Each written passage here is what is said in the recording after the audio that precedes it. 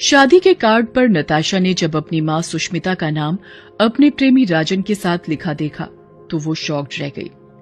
जिस राजन से वो जी जान से प्यार करती है, उससे उसकी माँ शादी कैसे कर सकती है? ये सोच सोच कर उसका खून खौले जा रहा था। शर्म आ रही है मुझे। इन दोनों ने मेरे विश्वास का खून कर दिया है। भला एक माँ कैसे अपनी बेटी के प्रेमी से शादी कर सकती है? नताशा ने उसी समय अपनी कार्ड निकाली और शादी के कार्ड में दिए पते की ओर निकल पड़ी। मैं ये शादी किसी भी कीमत पर नहीं होने दूंगी। इसके लिए चाहे मुझे कुछ भी करना पड़े, किसी भी हद तक जाना पड़े।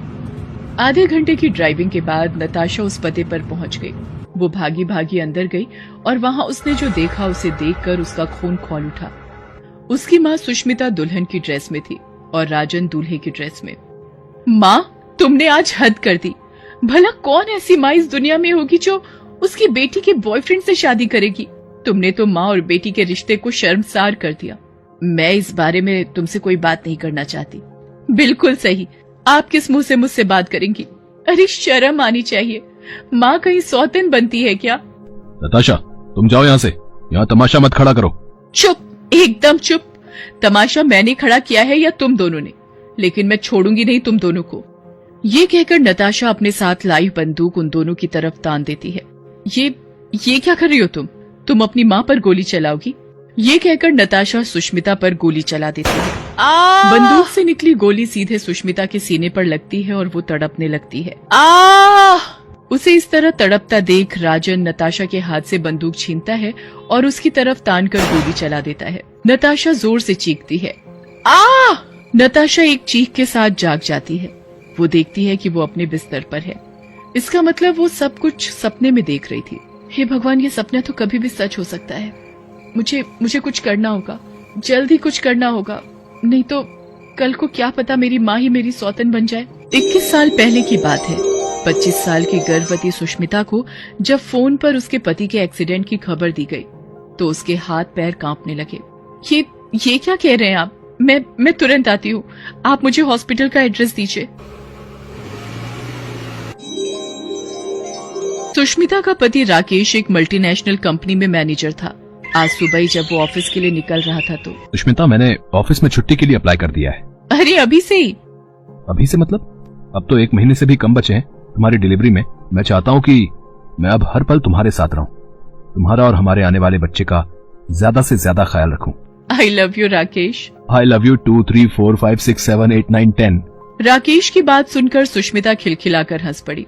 राकेश ने भी मुस्कुराते हुए अपनी पत्नी को गले से लगा लिया। सुबह की बातें सोच सोच कर सुष्मिता की आंखों से आंसू निकले जा रहे थे। ऑटो में बैठी वो पूरे रास्ते यही सोचती जा रही थी कि हे भगवान, राकेश को ज्यादा चोट ना लगी हो और वो जल्द से जल्द ठीक हो। वो हॉस्पिटल पहुंची, लेकिन उसका पति जो सुबह सुबह हंसता मुस्कुराता हुआ ऑफिस के लिए निकला था, वो सफेद कपड़ों में लिपटा लेटा हुआ था। सुष्मिता अपने पति के निर्जीव शरीर को देख रही थी। राकेश, आप तो मेरी डिलीवरी के लिए छुट्टी लेने वाले थे ताकि आप मेरा ख्याल रख सके। अब इस तरह आप रखेंगे मेरा ख्याल? ये तो नाइंसाफी है राकेश, नाइंसाफी है।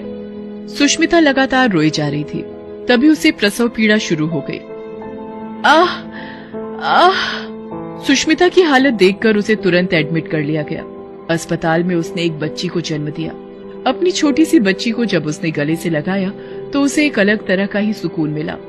उस नन्ही सी बच्ची की नाक और आंखें बिल्कुल राकेश की तरह थी। सुष्मिता उसे प्यार से देख रही थी और उससे बातें कर रही थी। बेटी, मेरी बेटी, बिल्कुल राकेश की तरह हो तुम। राकेश कहाँ जाने वाला था मुझे छोड़कर?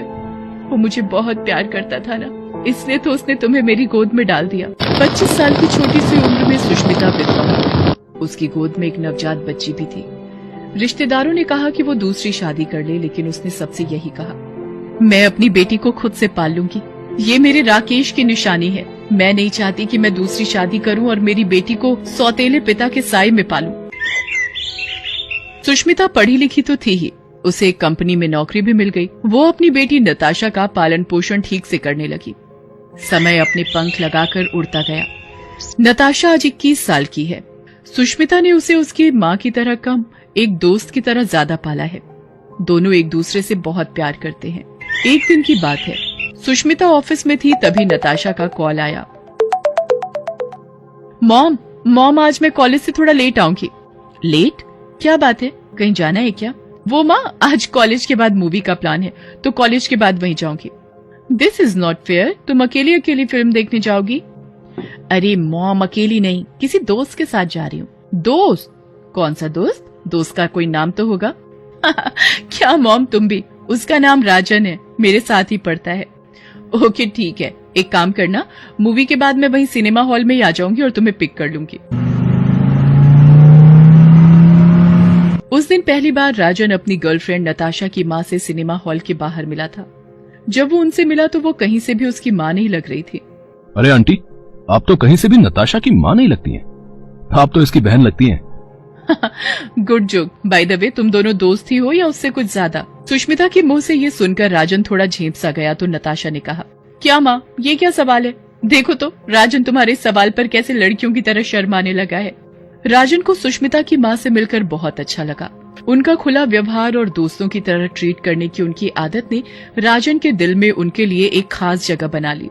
उस दिन के बाद जब भी वो नताशा से मिलता, उसकी माँ के बारे में जरूर पूछता। अरे आजकल तुम मेरी कम मेरी माँ के बारे में ज्यादा पूछते हो। चलो तुम्हें घर ही ले चलती हूँ माँ से मिलाने के लिए। राजन को लेकर घर चली आई। सुष्मिता उसे देखकर बहुत खुश हुई। फिर तो उन दोनों ने घंटों बातें की। राजन को उनसे बात करना बहुत अच्छा लग रहा था। उसे पता ही नहीं चला कि नताशा की माँ से बातें करते करते कब रात हो गई। ओए, आज तुझे घर नहीं जाना क्या? रात होने को आई। ओ तेरी, 9 बज गए। असल में आंटी इतनी प्यारी बातें करती हैं कि समय का पता ही नहीं लगा। राजन को सुष्मिता का साथ अच्छा लगता था। उनसे बात कर वो कई नई चीजें भी जानता था, इसलिए उन्हें वो और भी पसंद थी। और वो इसलिए भी उनसे ज्यादा प्रभावित था कि उसने अकेले ही संघर्ष करके नताशा की परवरिश की थी। आंटी की ये बात उसे बहुत प्रेरणा देती थी। जब कभी भी वो निराश महसूस करता था तो वो सुष्मिता के पास आ जाता। कभी कभी तो नताशा घर में नहीं होती, तब भी। एक दिन की बात है, राजन और सुष्मिता हंस हंस कर बातें कर रहे थे। तभी नताशा बाहर से आई। उन्होंने उन दोनों को इस तरह हंस हंस कर बातें करते देखा तो वो लगभग चीखती हुई राजन से बोली, राजन तुम यहाँ हो? पता है तुम्हें मैंने कितने कॉल किए? तुमने मेरा फोन क्यों नहीं पिक किया? फोन? अरे कब किया तूने फोन? ये कहते हुए उसने अपना फोन निकाला। उसका फोन साइलेंट मोड में था।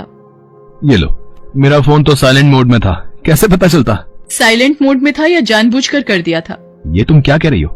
नताशा के मन में शक का बीज लग गया था और वो राजन और अपनी माँ के रिश्ते पर शक करने लगी। अब जब कभी राजन उससे उसकी माँ के बारे में पूछता तो वो उसकी बातों का कोई जवाब नहीं देती। यहाँ तक कि वो हर पल अपनी माँ और राजन पर नजर रखने लगी थी। बहरहाल कुछ दिनों के बाद की बात है। उस दिन सुष्मिता की छुट्टी थी और राजन उनसे मिलने उनके घर पर आया हुआ था। नताशा उस समय कॉलेज में थी, लेकिन जब उसे राजन कॉलेज में नहीं दिखा तो वो समझ गई कि वो उसकी माँ से मिलने ही गया होगा। आज तो मैं इन दोनों के रिश्ते का भांडा फोड़ करके रहूंगी।